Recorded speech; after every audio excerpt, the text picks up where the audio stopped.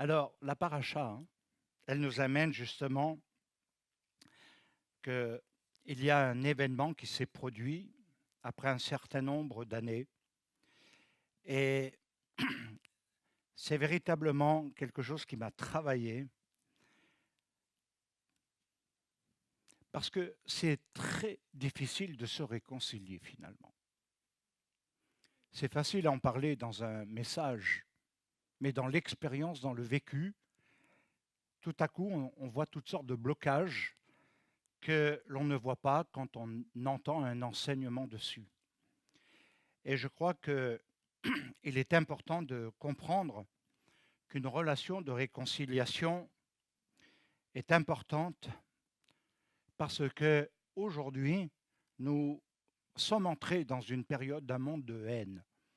On voit la Russie, l'Ukraine, Poutine, comment il traite l'autre, et l'autre, comment il traite l'autre.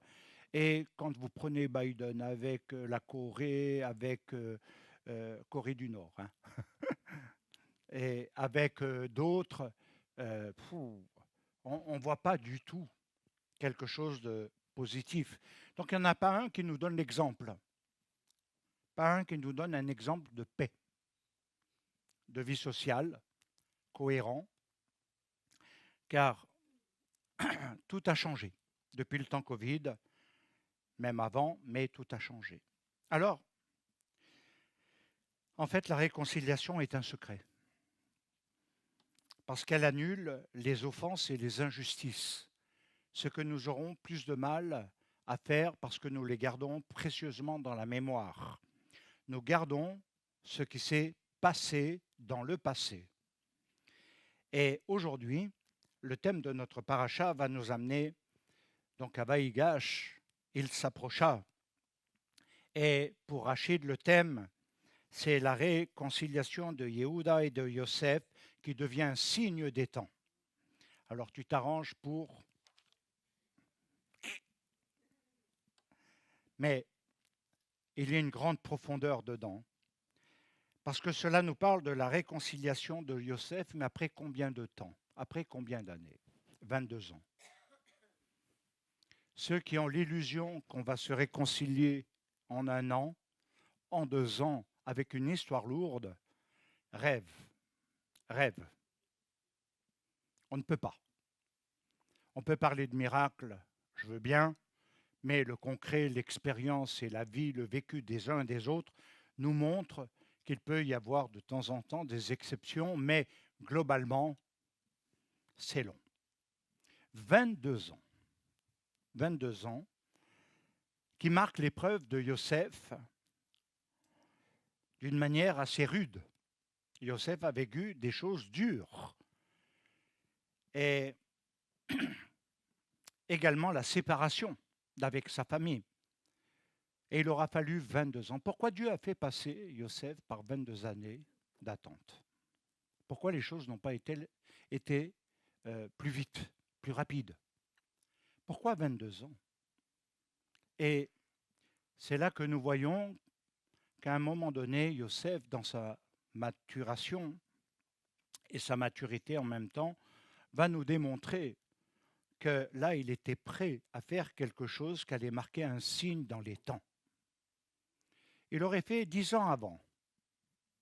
Quel aurait été le message, l'itinéraire et l'histoire? Elle aurait été différente. Savoir marcher dans les temps de Dieu est fondamental. On voudrait que ça aille plus vite. On voudrait qu'il y ait plus de choses qui se fassent, qu'il y ait davantage de trucs visibles. Mais très souvent, Dieu travaille dans l'invisible. Dans des choses, pourquoi? Parce que nous ne sommes jamais prêts, jamais, ou rarement prêts à lui obéir réellement dans ce qu'il demande. Ce n'est pas le manque de désir de le servir, un manque de sincérité, mais on n'est pas prêt. Et c'est pourquoi il y a des cheminements qui sont importants. Après 22 ans, nous pouvons dire, de séparation, c'est ce qui va nous révéler les intentions de Dieu dans tout ce qui touche nos vécus, et pas seulement le vécu, le spirituel également. Mais parfois, on a tendance à trop spiritualiser en oubliant qu'on est quand même dans un monde physique. On a l'impression que tout doit être spirituel, presque comme une désincarnation de nous-mêmes.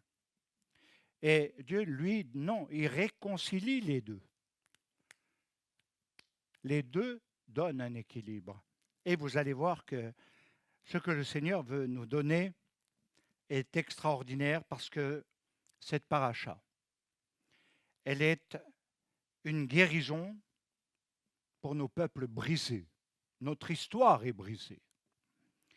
Mais également l'histoire des Juifs avec les chrétiens de France et du monde. Les musulmans ont vécu aussi des choses difficiles et douloureuses. Et nous savons que ces guerres ne sont que la ressurgence du passé, sont quelque chose où la haine a travaillé des siècles et elle se transforme aujourd'hui en guerre, mais avec une technologie qui est quand même très perfectionnée. Avant, c'était les épées, les arcs, les lances, c'était le corps à corps. Aujourd'hui, c'est la technologie. C'est plus le corps à corps de la même façon. Alors, elle est une guérison pour nos peuples brisés, parce que ces guerres et ces conflits, elles nous atteignent. Elles ne nous laissent pas sans une réflexion. Et on a toujours un petit quelque chose là-dedans. Alors maintenant, on va pénétrer dans le sens de cette paracha. Et il est dit dans Bereshit 44, c'est-à-dire Genèse 44, parce qu'il y a en premier lieu un mystère dans cette paracha, c'est que Yehuda se rapproche de Yosef pour demander la libération de Benjamin, c'est-à-dire de Benjamin qui veut dire le fils de ma droite. Libère le fils de ma droite. Et c'est ce qui va tout changer. Ça peut paraître anodin. On pourrait penser à autre chose comme action. Mais non, c'est ce qui va tout déclencher parce que dès que Yehuda va dire cela, Yosef pleure. Vous savez, après 22 ans, je ne sais pas si vous l'imaginez, mais 22 ans d'injustice, 22 ans de séparation, 22 ans de non-reconnaissance, 22 ans où on a été accusé de viol, 22 ans où il y a eu toutes sortes de choses, même l'oubli de la personne par rapport au bien qu'elle avait fait. Ne croyez pas que le cœur, l'âme et l'homme n'est sans douleur. Il devrait avoir la haine. Et au contraire, quand il se trouve en face de Yehuda, il va lui dire, maintenant je vais te faire payer. Qu'est-ce que vous faites quand vous parlez? Dans un conflit, vous voulez faire payer l'autre de ce qu'il vous a fait. C'est une réalité, ne me dites pas non, non, non, non, non, non. Vous mentiriez. Il faut arrêter les mensonges sentimentaux. Parce que ça nous a touchés. C'est notre histoire, c'est un vécu, c'est une douleur. Et on a la mémoire de la douleur. Alors, il nous faut comprendre que là, Yosef pleure. Et je me dis, mais pendant 22 ans, les larmes auraient dû s'arrêter tellement qu'il aurait dû être endurci.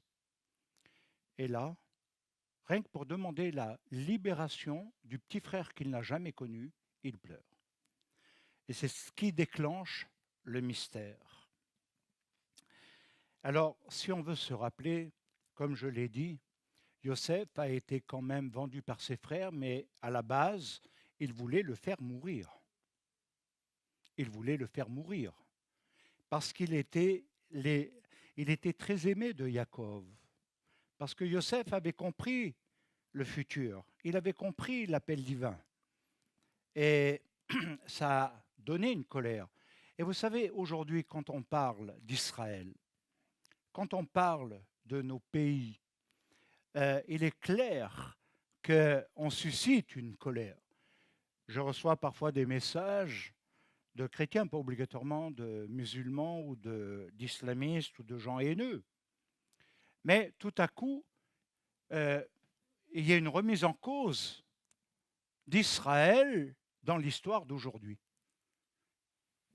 Et que certains déclarent qu'il faudrait effectivement éliminer ce peuple, qui constitue la base des problèmes qu'on appelle le sionisme et qui manque de définition par rapport à d'autres choses.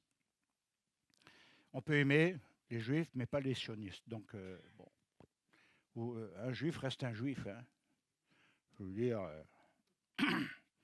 Et donc, il y a des choses à réaliser par rapport à ce cheminement de Yosef, où il était très jeune. Il avait aux environs de 17 ans. Alors maintenant, entrons dans quelque chose, dans Vaïgash, qui signifie « et il s'approcha », parce que c'est Yehuda qui s'approche de Yosef, et ce mouvement, en réalité, n'était pas seulement qu'un mouvement humain, sentimental, politique, de vouloir se rapprocher de Yosef sans qu'il sache que c'était son frère. Mais il y avait un mouvement qui allait déclencher une autre histoire, une histoire prophétique, qui allait déclencher quelque chose qui va s'inscrire dans la fin des temps, qui n'est pas simplement une histoire personnelle, familiale, comme tu l'as dit, dans le passé, mais de quelque chose qui sera dans les temps futurs.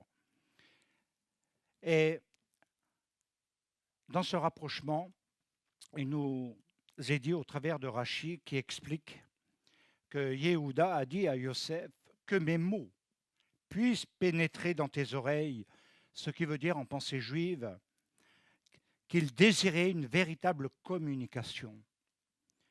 Alors maintenant, cette communication, nous allons la trouver dans la Haftara, c'est-à-dire le passage prophétique que nous avons lu tout à l'heure, dans le chapitre 37, verset 15. Je vais le lire dans votre version, verset 15 à 22. Ézéchiel, qui est un prophète extraordinaire, et nous avons besoin de revoir un peu les passages qui sont fondamentaux.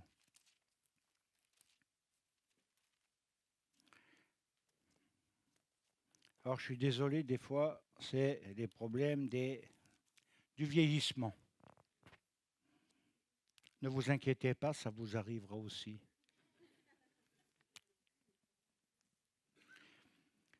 À cause de la joie que tu as éprouvée, parce que... non, 37, je ne suis pas dans le 37.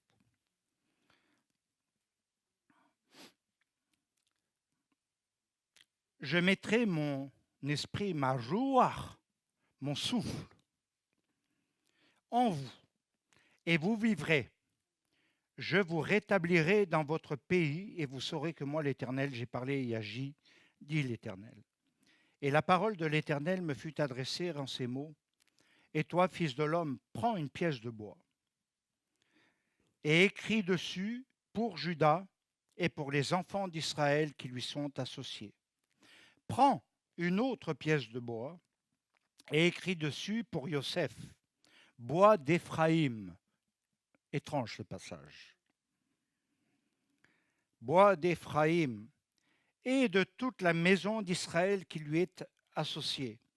Rapproche-les l'une de l'autre pour en former une seule pièce, en sorte qu'elles soient unies dans ta main.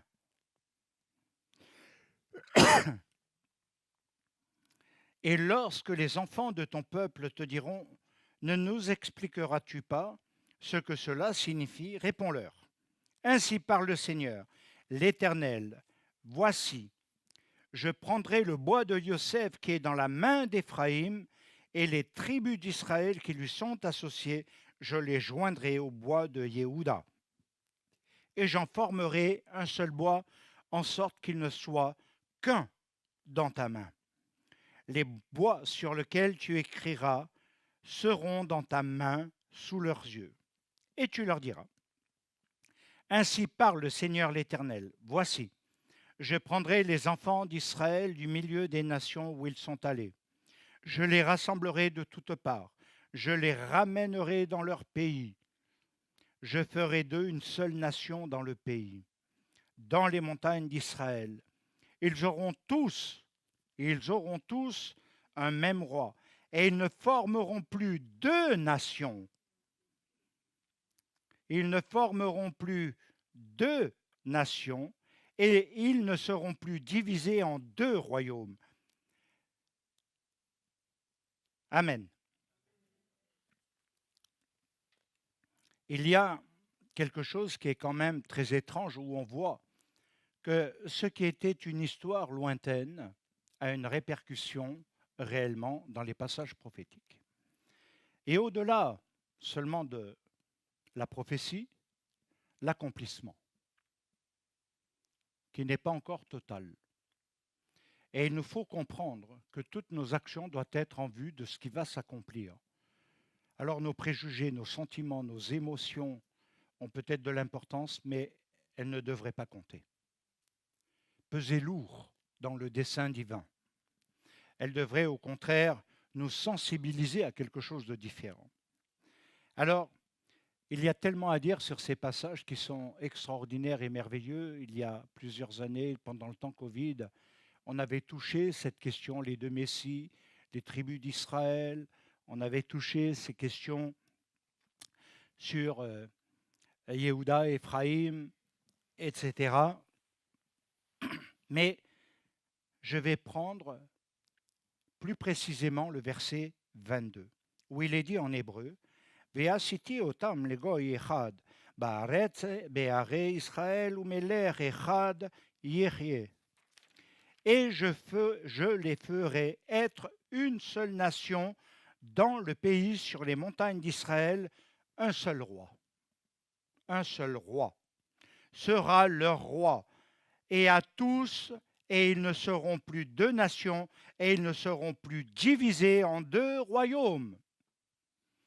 Et c'est quelque chose d'extraordinaire. Alors, peut-être que je suis rêveur, peut-être que j'attends quelque chose qui soit miraculeux par rapport à ce que nous voyons aujourd'hui, où toute la volonté des nations est de vouloir détruire Israël. C'est difficile d'envisager l'existence d'Israël dans le futur. On a l'impression qu'il y a une coalition, et pas seulement avec les territoires, mais également dans l'Occident. Et je dirais qu'il nous faut comprendre un peu cela, parce qu'il est dit dans la Torah, au début du livre de l'Exode, des Shemot, les noms, une répétition de la promesse qui va indiquer deux niveaux d'ascension, celui de la rédemption d'Égypte. La rédemption d'Égypte. Et c'est vrai que l'Égypte, si nous regardons dans l'histoire, ça a toujours été une relation très spéciale avec Israël. Mais c'est quand même Anwar el-Sadat, le premier qui a fait la paix avec Israël et qui a tenu ses engagements jusqu'à aujourd'hui. Il est vrai qu'avec le conflit, c'est difficile. Mais je dirais qu'Israël et l'Égypte ont vécu en paix. Et même s'il y a les frères musulmans qui se sont développés à l'intérieur, qui sont la base du Hamas aussi, et de ce terrorisme barbare, eh bien, l'Égypte n'a pas la même position. Et il faut différencier les groupes à l'intérieur qui vont amener les conflits, les guerres, les attentats, et finalement ce qui se passe à côté avec une autre partie de la population, voire parfois politiquement. Et je crois que c'est très important de se rendre compte aujourd'hui qu'il y a dans ce passage la rédemption de l'Égypte qui est mentionnée. Le deuxième, il y a un autre événement, c'est celui de la rédemption finale accomplie par Yeshua HaMashiach. Et il nous faut comprendre que tout le but de l'histoire, quel qu'il soit, dans tout ce que nous sommes là aujourd'hui, où nous sommes dans l'accomplissement des prophéties, c'est la venue du Messie. C'est le règne du Messie. Et je crois que trop de croyants l'oublient. Ils voient que le côté politique, le côté humain, humaniste, etc., où il faut se rassembler, se faire des... ils croient encore au monde des bisounours. Vous savez, l'histoire de Yosef, telle qu'on l'a lue, on aurait pu dire, un peu comme dans les contes de fées, les styles bisounours, là. La réconciliation a eu lieu, tout le monde était heureux, la famille a été réunie. Dans les contes de fées, il dit « Et ils vécurent heureux ». Hein? Le monde des bisounours. Ils eurent beaucoup d'enfants et vécurent heureux. Oh, heureux. Quand tu vois la suite, et c'est là où il ne faut pas se tromper. L'histoire ne se termine pas, elle se prolonge. Alors, c'est vrai que c'est important, parce que je crois que même le monde chrétien a perdu un peu de vue que c'est en rapport avec la venue du Messie, avec la venue de Yeshua, avec le règne de Yeshua, et que l'incompréhension est présente. Alors on parle toujours de soi par rapport à une psychologie, comment aller mieux, comment mieux prier, comment mieux vivre ci, mieux ça. Mais il faut se décentraliser de l'égoïsme, de son ego. Il faut se décentraliser de soi pour pouvoir obéir à Dieu, pour pouvoir l'écouter et accomplir sa volonté. Autrement, on va toujours être ce que Yosef aurait pu être, quelqu'un qui cherche pendant 22 ans la guérison de son vécu. Il y a une femme qui a dépensé dans la Bible tout son argent pour guérir de sa perte de sang. Elle est allée voir tout le monde. Et c'est la mentalité d'aujourd'hui. Malheureusement, jeunes ou moins jeunes, les gens s'occupent de leur passé, de leur vécu, et ils pensent que voilà, c'est le plus important. Après, ils le mettent sur un niveau spirituel, quelque chose de plus élevé, de plus fort que ce qu'on a vécu, ou retrouver son premier amour, etc. Dieu nous dit, obéis, fais quelque chose, et ne t'occupe pas, parce qu'il y a rapprochement. Je crois que pour moi, mon histoire familiale, personnelle, et ce qui a été vécu, aujourd'hui, je peux dire que c'est une guérison. C'est une guérison que j'ai vécue. De pouvoir rétablir des relations avec quelqu'un qui peut être palestinien. On a aidé des Palestiniens pendant cette guerre. On a soutenu. Il faut quand même comprendre qu'on en a soutenu peut-être de manière un petit peu moins forte, parce que bon, voilà, ils n'étaient pas tout à fait déclarés, et on doit être prudent. Mais on a aidé juifs et non-juifs. Hein. Et on n'a pas fait de différence. Et je crois que c'est très important de le relever. Je pourrais faire comme tout le monde. L'ONU donne des milliards.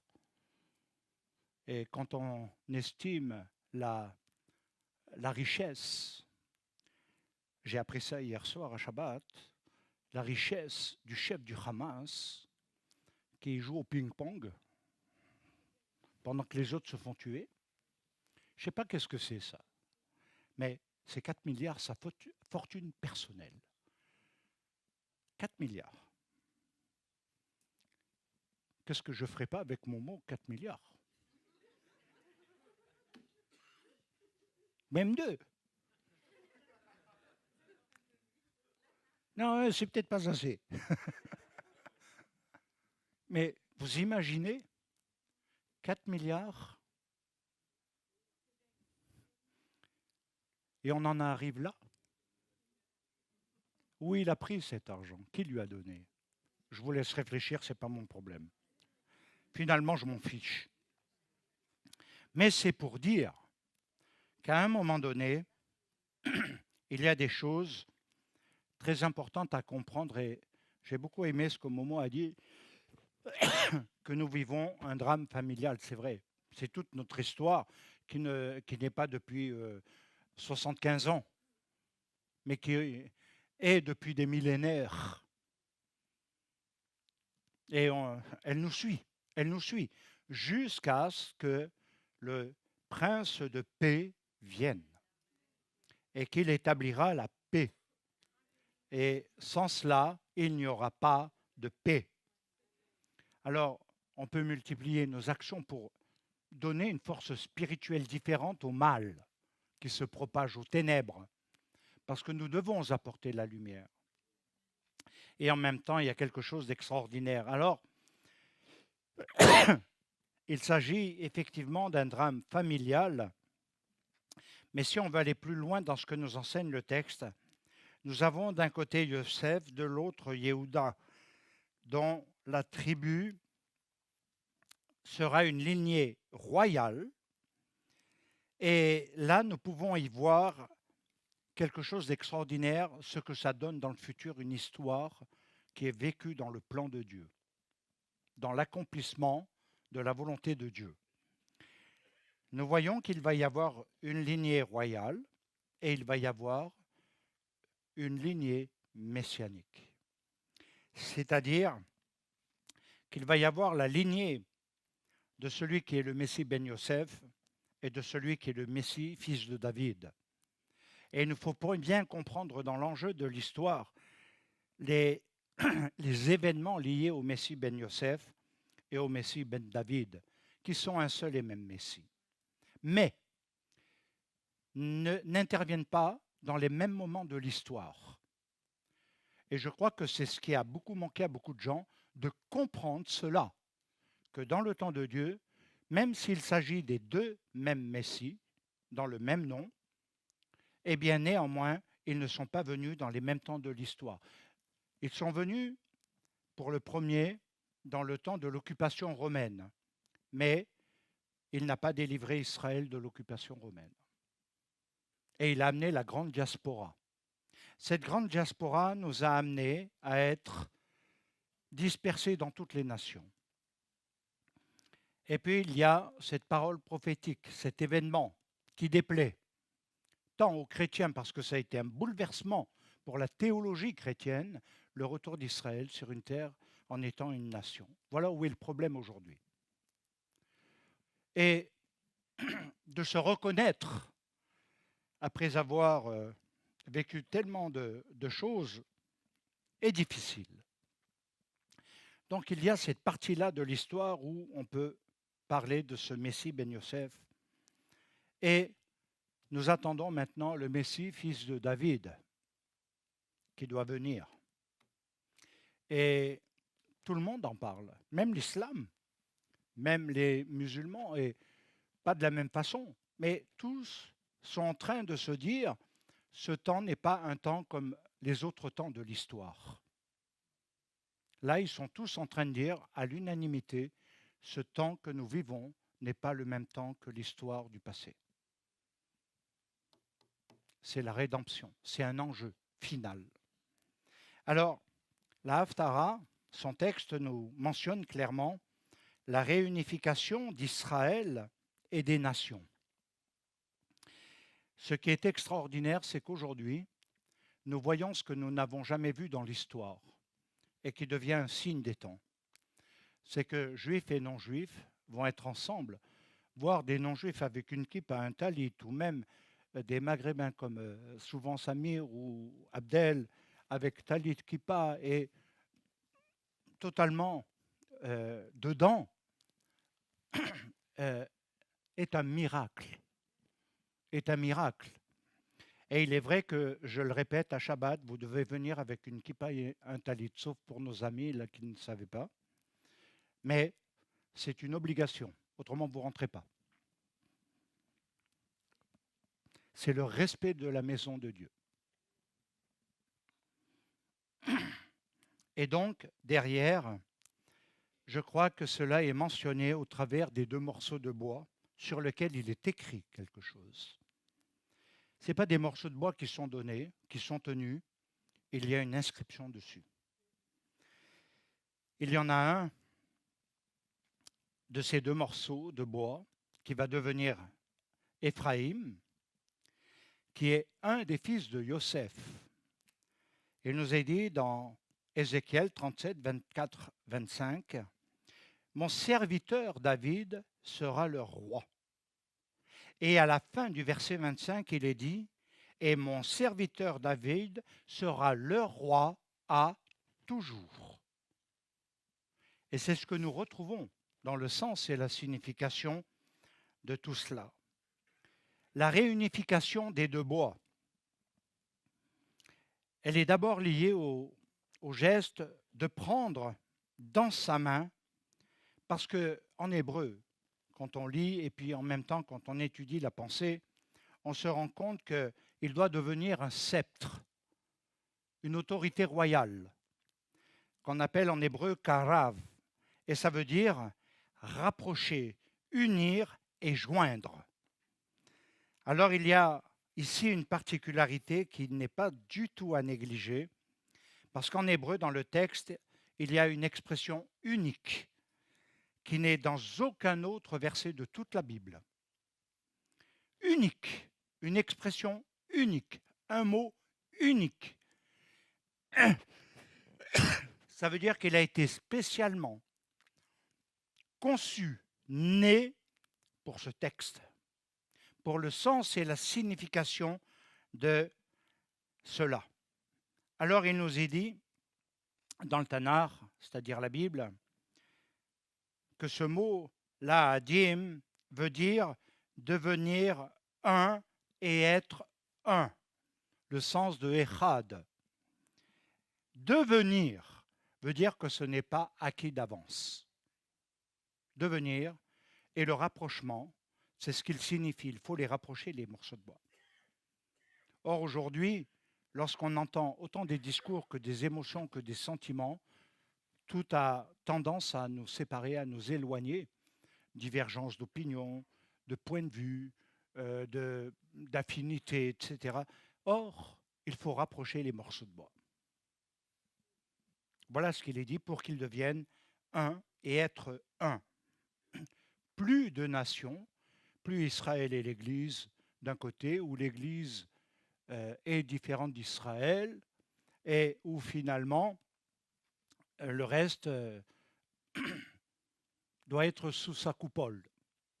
Il nous faut comprendre que le salut en Yeshua Mashiach, ce n'est pas des dénominations, ce n'est pas des formes cultuelles, c'est quelque chose qui nous touche dans l'expérience et qui a son importance. Et nous avons réellement à comprendre qu'aujourd'hui, ce rapprochement de juifs et de non-juifs, qu'on peut appeler Éphraïm dans les nations, la tribu perdue, qui va être réconciliée à la tribu de Yehuda, c'est que Yosef sera soumis à l'autorité de Yehuda, du roi de Juda, le fils de David, Yeshua Mashiach. Et ceci nous amène dans quelque chose qui est relativement fort dans le vécu de Yeshua lui-même. Il est dit dans la tfila, pas dans des paroles, pas dans des enseignements, mais dans une tefila, c'est-à-dire une prière de douleur, une prière d'enfantement, une prière dans un contexte très particulier que l'on trouve dans Jean 17. Qu'est-ce qu'il dit ? Dans Jean 17, il dit exactement ce que je viens de démontrer, que nous soyons un, soyez un comme nous sommes un. Yeshua n'a jamais voulu une division spirituelle avec quelqu'un qui porterait le nom Église, avec tout ce que cela évoque dans la chrétienté, et un autre nom qui serait dans la nature s'appelant Israël divisé. Le but, c'est que nous devons comprendre les temps dans lesquels nous sommes, les signes même de ces temps. Je dirais que devenir un, comme Yeshua a dit, que le Père et lui étaient un, dans la douleur, dans la souffrance, dans tout ce que nous pouvons voir. Il ne s'est jamais séparé, quel que soit le problème humain qu'il pouvait rencontrer. Alors je vous le dis, mes amis, mes bien-aimés, mes frères, c'est les problèmes humains, nos préjugés humains qui nous divisent. Dieu veut nous unir. Mais comment l'entendons-nous? Comment est-ce qu'on l'entend? En fonction de sa personnalité, de sa doctrine, en fonction de sa théologie, de son appartenance ecclésiale ou de sa dénomination, du fond de sa forme cultuelle, comment est-ce qu'on entend se réunir? Je crois que ceci évoque le terme la dîme. Et aujourd'hui, c'est ce que nous devons voir, les morceaux de bois qui ont commencé depuis pas mal de décennies maintenant à se rapprocher. Vous savez ça, ce qu'on vit là. Il y a 50 ans, ce n'était pas possible. Enfin, même plus. Avant la Shoah, jamais il y avait eu ça. Toute l'histoire avant, il n'y avait jamais eu ça. Après la Shoah, ça a juste commencé. Et ça s'est répandu. Et c'est vrai que ça crée parfois des petits conflits. On a une autre façon de faire, de célébrer Yeshua. J'ai été quand même 10 ans pasteur, je connais. Et en même temps, je me dis, mais si on part du principe conquérant, missionnaire, supérieur, la cible est ratée. Aujourd'hui, c'est le temps de se rassembler pour devenir un. Mais un dans le Messie, pas dans les doctrines. Un, non pas dans les croyances que les hommes ont inventées et qui peuvent se démonter, mais un dans la relation avec Dieu, dans le plan de Dieu. Alors, ceci nous amène à comprendre encore plus le sens de ce que cela signifie quand Shaoul de Tarse nous parle de l'olivier franc et de l'olivier sauvage, qui n'ont pas de compatibilité entre eux et qui n'ont pas du tout le même fruit à la base. De ces deux incompatibilités, de quelque chose qui normalement, si on va en botanique, normalement, il est impossible de greffer un olivier sauvage sur un olivier franc. Impossible. Il y a rejet. Et pourtant, l'enseignement de Shaoul de Tarse nous démontre que normalement l'impossibilité est devenue possible. Alors nous sommes sur les mêmes racines. Qui sont les racines? Abraham, Yitzhak, Yaakov. Les racines de l'olivier franc, ce n'est pas la patristique des pères de l'Église, c'est Abraham, Yitzhak, Yaakov, Moshe, David et Yeshua HaMashiach. La racine, car Yeshua n'a jamais divisé, jamais.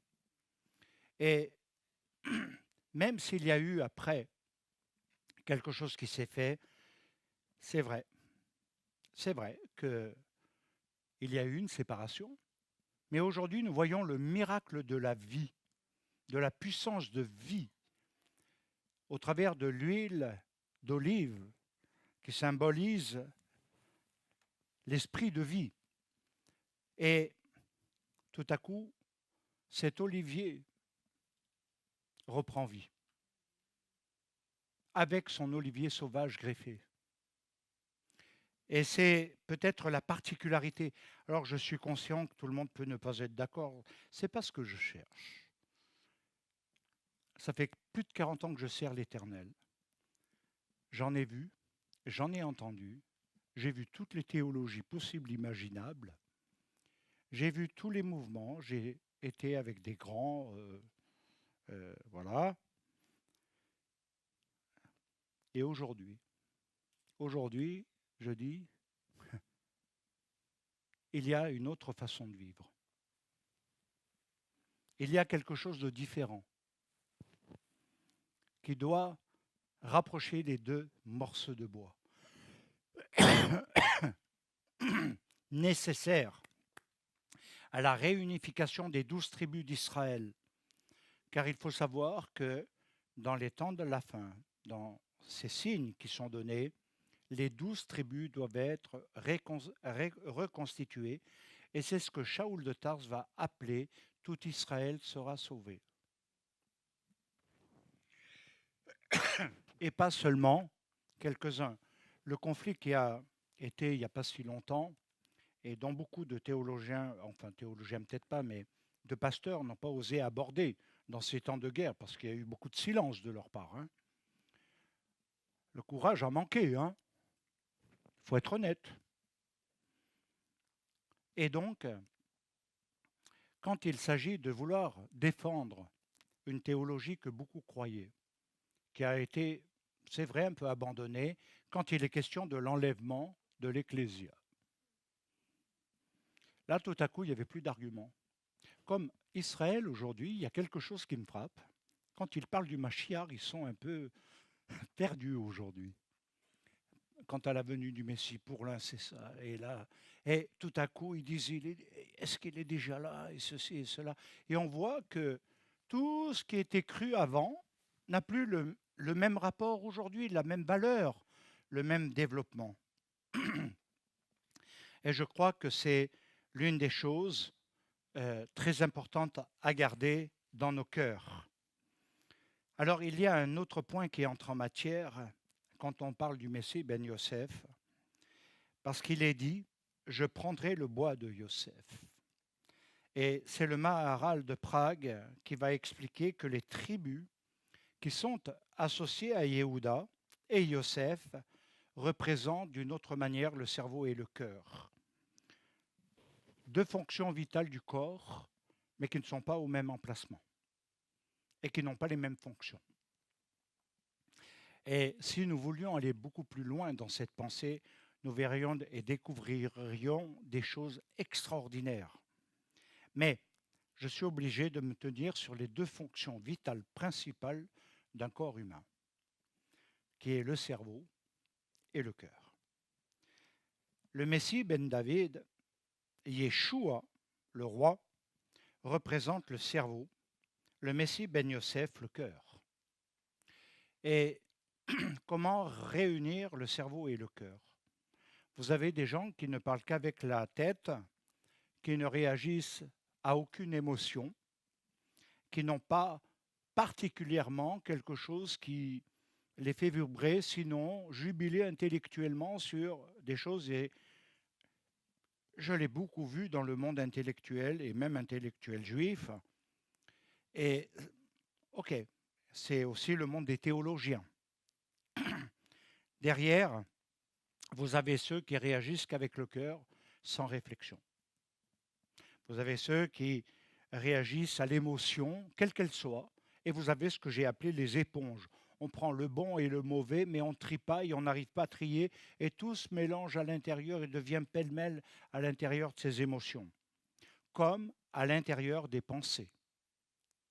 Et donc, il nous faut réaliser qu'il y a un enseignement magistral à découvrir, parce que le cœur n'est pas indépendant du cerveau, et le cerveau n'est pas indépendant du cœur. C'est là le secret. Il n'y a pas de fonctions, même si elles sont vitales, différentes, même si elles ne vont pas avoir le même lien d'action, elles sont coordonnées et elles sont reliées.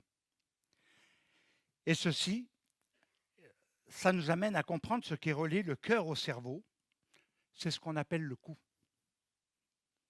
Le cou est appelé dans la Torah la tour de David.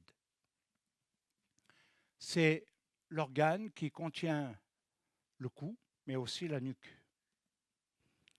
et qui nous amène à réaliser qu'il y a beaucoup de fonctions qui sont dans le dos et beaucoup de fonctions qui sont ici. Ici, principalement, essentiellement, ce sont nos artères qui sont le point de liaison entre le cœur et le cerveau. Vous coupez ici, et d'ailleurs avec Moshe, si par exemple, je ne pense pas que vous êtes tous des bagarreurs de haut niveau, mais si tu as un ennemi, hein, c'est comme ça, hein, et que tu fais comme un kung-fu là, et que tu lui envoies ici, il meurt sur le champ. Pourquoi? Parce que toutes les fonctions, c'est-à-dire le sang, l'oxygène ne monte plus. C'est la mort. Si on se coupe de la racine, la sève ne monte plus. C'est exactement la même chose par rapport à la prière, par rapport à la marche avec Dieu. Si on est coupé de lui, c'est la mort. C'est ce qui s'est passé dans le Gan Eden, dans le jardin d'Éden. Être réconcilié, c'est redonner cette vitalité, cette fonction. Alors, je crois que c'est très important parce que beaucoup ne l'ont pas compris. Yeshua est la tête d'un corps. Il n'est pas les pieds du corps. Il n'est pas seulement le copain du corps. Il n'est pas simplement quelqu'un qui est notre béquille pour le corps, qui vieillit. Il n'est pas simplement quelqu'un sur lequel on doit tout rejeter de ce que nous avons et puis ne pas le considérer, où on est des fois dans des séances de manque de respect de sa présence, de sa sainteté. Je crois qu'il nous faut repenser tout cela. Alors, quand il est parlé de cela, le Maharal de Prague, qui nous explique que les tribus qui sont associées à Yehuda ne sont pas nombreuses, elles sont 2. Et Yosef représente le cerveau et le Messie Ben David le cœur. Le cœur est important dans la fonction parce que, en règle générale, on lui attribue les fonctions de la vie. On lui attribue les fonctions de la vie. C'est dans le cœur que les artères principales qui vont dispatcher le sang, et croyez-moi, j'en sais quelque chose quand on en a plus assez, vont donner une bonne santé au corps.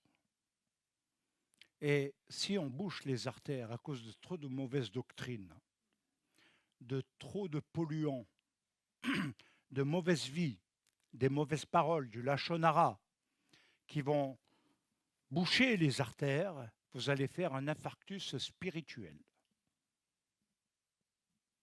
Et vous avez beau vous croire en bonne santé, mais vous êtes en très mauvaise santé. Et il y a tellement d'autres choses que je pourrais rajouter dedans, mais ça, ce sera un cours que je donnerai à un autre moment, dans un autre niveau.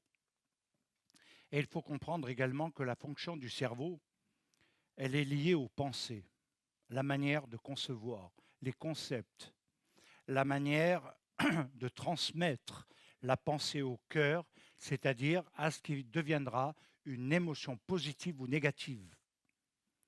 Et ça va tout changer. Donc, il nous faut comprendre pourquoi ce lien entre le cerveau et le cœur est fondamental.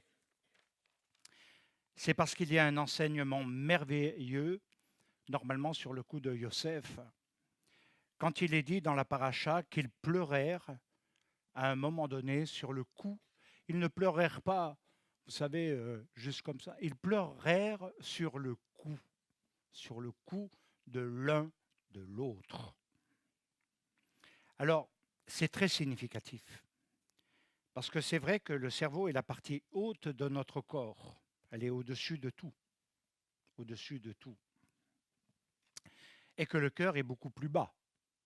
Et il se met en lien avec l'harmonie du reste. C'est vrai que lorsqu'on prend la tête, on a les yeux qui fonctionnent par deux, visible, interne et spirituel. Pareil pour l'ouïe, il y a l'oreille interne, on a les narines, la respiration, l'importance d'avoir de l'air, de l'oxygène, et la bouche qui parle. C'est les fonctions. Maintenant, il nous est clairement dit qu'ils pleurèrent sur le cou de l'un de l'autre. Et que cela veut dire qu'en fait, ils se sont reliés entre la tête et le cerveau. Entre Yosef et Yehuda. Parce que c'est devenu une jonction. C'est devenu une jonction. Alors on peut dire que le cou, c'est la voie qui achemine nos émotions au cerveau. C'est le chemin qui se fait. C'est le chemin qui se fait.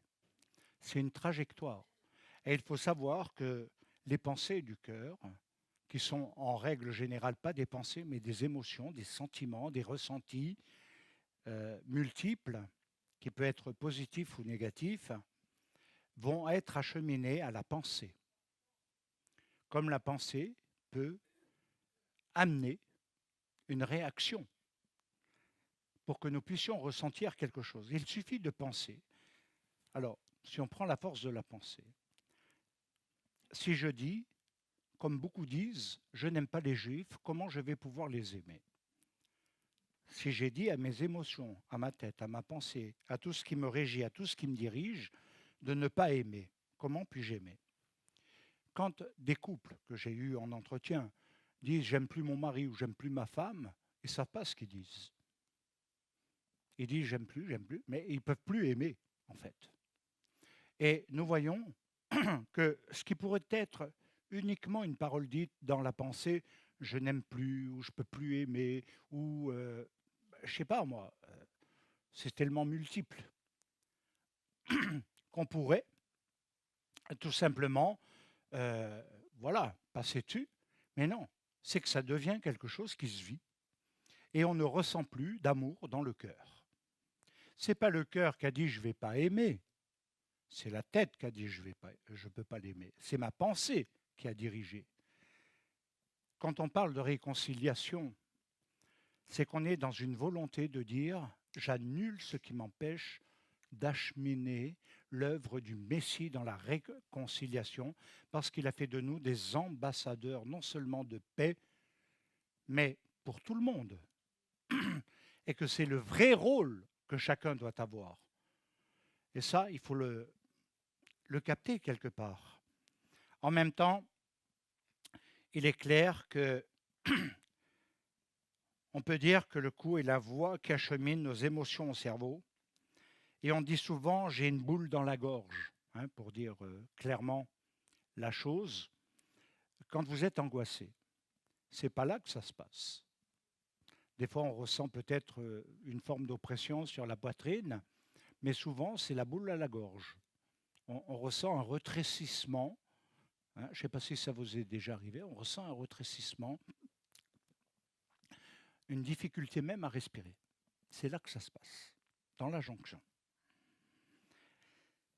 Alors Ésaïe, le prophète, il nous dit, de fer est le muscle de ton cou. Et c'est le cou qui peut faire passer ou bloquer dans la compréhension du sens.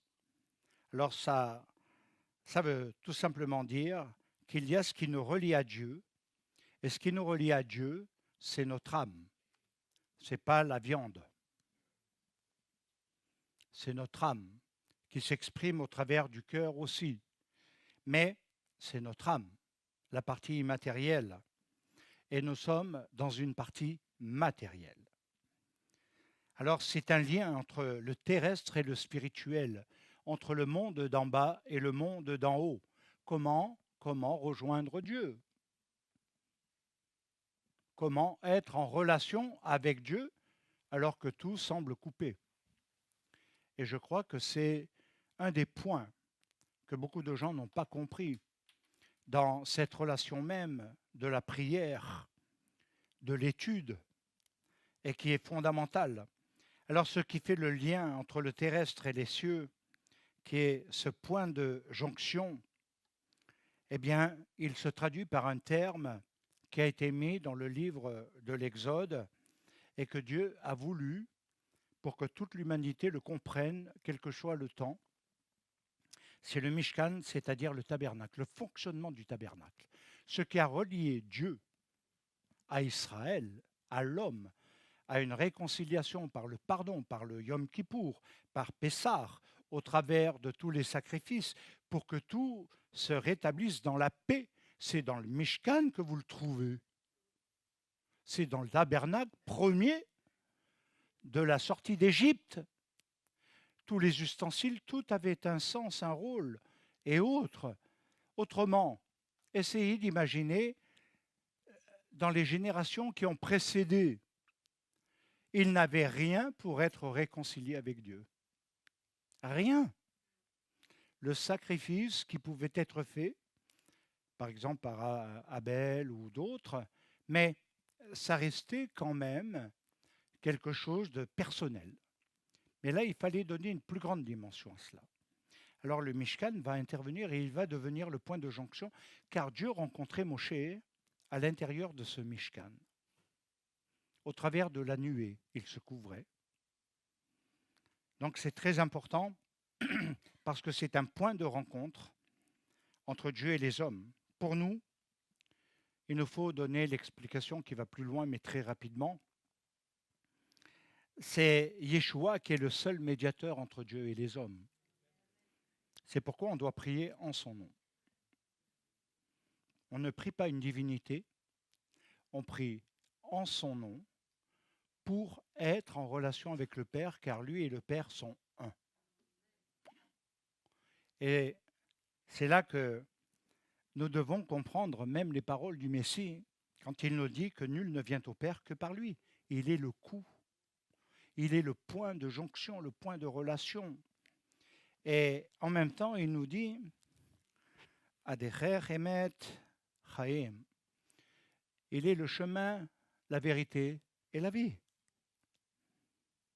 Alors en même temps, c'est clair que pour beaucoup, on passe par les thérapeutes, on passe par des pasteurs soi-disant avec des pouvoirs, dépourvus de tout. Et on passe par des hommes, des ceci, des cela, un peu comme Momo il a fait, hein. Sauf qu'on le transpose en plan spirituel. Tiens. Et donc, c'est vrai. Mais on devrait comprendre que c'est en passant par lui qu'on va trouver. Et un élément fondamental, c'est lui, au travers de cette action qui nous a réconciliés avec le Père. Nous retrouvons l'expression. Ça aurait été impossible, c'est une jonction coupée autrement. Vous pourriez aller voir tout le monde, tous les grands spécialistes en la matière, mais si la voie n'est pas ouverte, elle n'est pas ouverte. À une question, détruisez ce temple et en 3 jours, je le reconstruis. Détruisez ce temple et en 3 jours, je le reconstruis. Il faut comprendre derrière que ce n'est pas simplement un temple physique. C'est vrai qu'il a été notre point de rupture avec Dieu et que c'est ce qui nous a amenés dans la diaspora. L'attente de la reconstruction du 3e temple, c'est la réconciliation dans le Messie.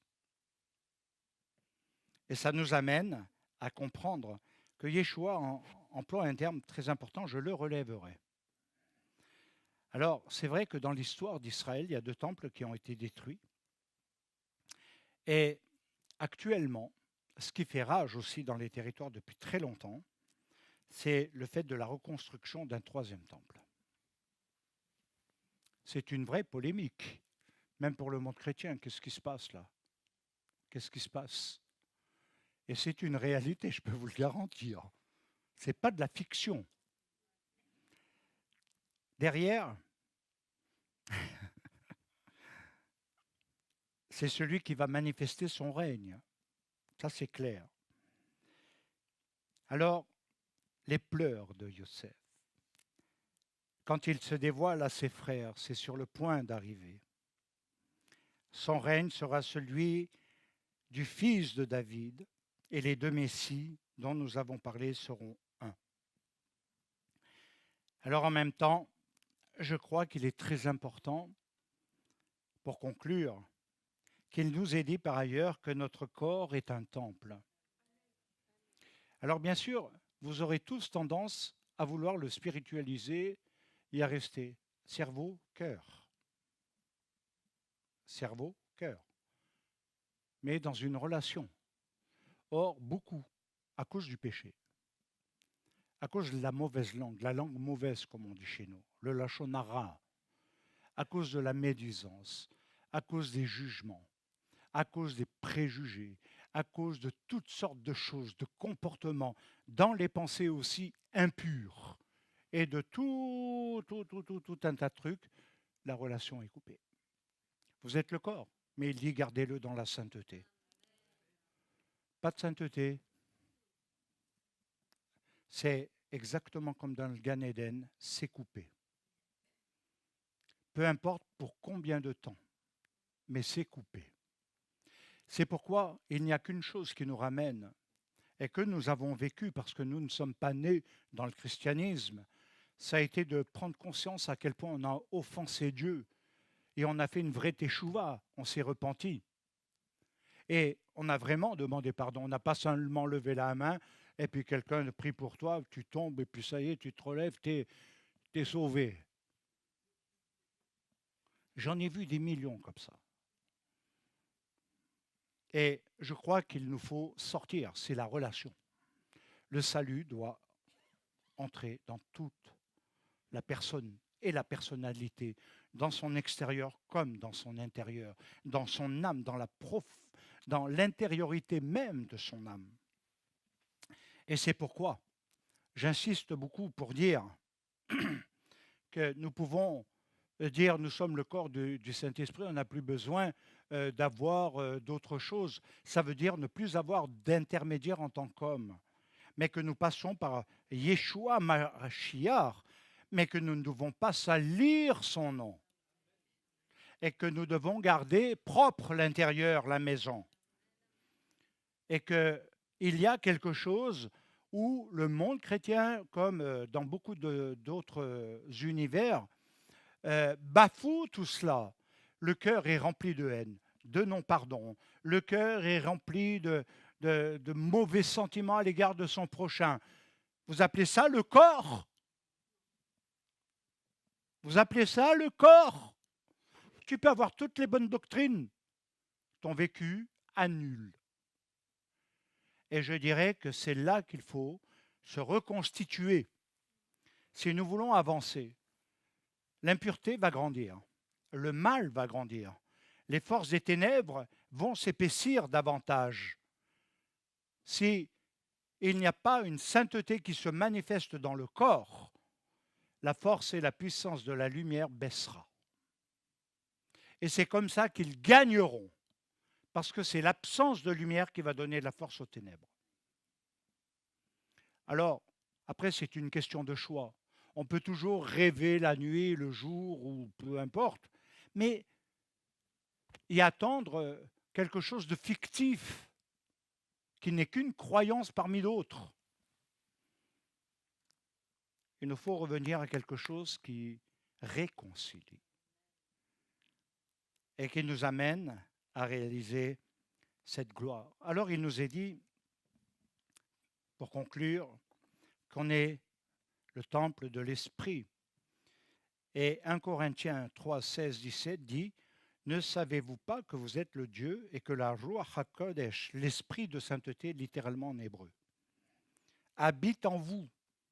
Parce que quand vous parlez même de l'Esprit, de Saint-Esprit, croyez-moi, j'ai été très fort en théologie là-dessus. Et j'en connais un rayon sur beaucoup d'années d'expérience. Vous appelez quoi le Saint-Esprit? C'est quoi? faire comme Bénéine, là, bonjour Saint-Esprit, il est faux, lui. C'est quoi? C'est l'esprit de sainteté. Je ne veux froisser personne et quiconque, mais je veux remettre les pendules à l'heure, parce que quand on veut se réconcilier, il faut savoir aussi ce qui bloque, comme on l'a vu. Ce n'est pas vous qui m'avez envoyé ici, c'est Dieu. Mais jusqu'à ce que je comprenne que c'est Dieu qui m'a envoyé ici pour vous devancer et vous sauver la vie, j'ai mis 22 ans. L'Esprit de Dieu, de sainteté habite en vous, parce que le corps est matériel et notre neshama est immatériel, et la présence de Dieu manifestée au travers de la compréhension de l'habitation au travers de Yeshua, c'est-à-dire que tout a été sanctifié et purifié dans ce temple. Un temple non purifié, vous revenez au temps des Maccabées, sous Antiochus Épiphane, la domination de la pensée grecque, la domination d'une pensée occidentale qui détourne d'une pensée humaniste par une politique dévoyée. Et c'est là où vous ne voyez pas le sens de l'impureté d'un porc qui avait été offert sur l'autel. La première chose que les Maccabées ont fait, purifier l'autel. La relation avec Dieu, le lieu de rencontre avec Dieu. Il faut le purifier. Il faut purifier l'histoire de ces mauvaises choses. Il faut redonner un véritable sens à la Torah, à la Bible. Alors maintenant, il nous faut comprendre que il y a l'avodat Hashem qui est compris là-dessus, ce qui veut dire tout simplement le service de Dieu. Aujourd'hui, beaucoup disent servir Dieu. Beaucoup. Ok, c'est pas le verbe qui m'intéresse. C'est de voir ce que ça veut dire dans le concret. Quel cœur tu as quand tu sers Dieu? Et dans quel but? Les gens, c'est pour se faire connaître. Alors, ils créent des contacts aujourd'hui, vous savez, avec Facebook et machin. Twitter, il y a quoi encore? Instagram. Puis il y a X maintenant. Aïe, aïe, aïe, aïe, aïe. Et ils essayent de créer des contacts, des machins, pour se donner une importance à eux. Ah, je sers Dieu, j'ai fait des trucs. Non, non, non. T'as fait quelque chose. T'as fait quelque chose. Mais servir Dieu, c'est autre chose. Après, il y a ce que l'on appelle le service du cœur. Et il consiste en l'étude de la Torah avec la tfila. C'est-à-dire que nos pensées, notre cœur doit être totalement imprégné. On doit être immergé dans la Torah. C'est ce que normalement l'étude doit faire. Or, j'ai vu même pour l'année Aleph de beaucoup, vous n'êtes pas dans l'immersion de l'étude. Et c'est votre point faible. Vous voulez étudier, mais vous n'êtes pas dans l'immersion. Vous n'êtes pas imprégné. Vous ne vous laissez pas imprégner. Par contre, des heures sur WhatsApp, à défilement de bêtises, parfois, où ça n'apporte rien. Et je me suis dit, voilà, c'est là où est le problème aujourd'hui de toute la culture dans laquelle nous vivons. On est sur quelque chose, on parle de Dieu, on veut servir Dieu, on dit qu'on aime le Seigneur et ça, mais rien n'est imprégné en nous. Rien, rien, rien. Alors les gens font plein d'autres choses, mais voilà le service du cœur. C'est qu'il corrige le cœur. Il corrige les pensées. Il nous corrige dans nos défauts de vie, de comportement, de relation. Mais si on ne se laisse pas imprégner, on va établir par nous-mêmes des critères pour pouvoir dire, par exemple, ah, lui, je peux le pardonner, ça va. Ah, lui, non. Qui décide? C'est toi. Seigneur, règne en moi. Règne! Brise-moi, casse-moi, pète-moi. Moi, je l'ai fait quelques fois, ça, je ne le fais plus. Hein. Parce que ça, c'est exaucé dans les 10 minutes qui suivent. Ça, c'est vrai. Et derrière, c'est résistance. Donc, ce que Dieu cherche, c'est ce nouveau peuple de la réconciliation. C'est vrai que ça va différer de tout ce que l'on a connu, parce qu'on va dans un futur et on va former des nouvelles générations. C'est les nouvelles générations qui vont faire la différence. Les autres, donc, bien aimé, je conclus, parce qu'il nous faut une relation cohérente entre Yeshua et nous, le cœur et le cerveau, la pensée dans la sainteté. Que Dieu vous bénisse. Shabbat Shalom. Toda Rabba.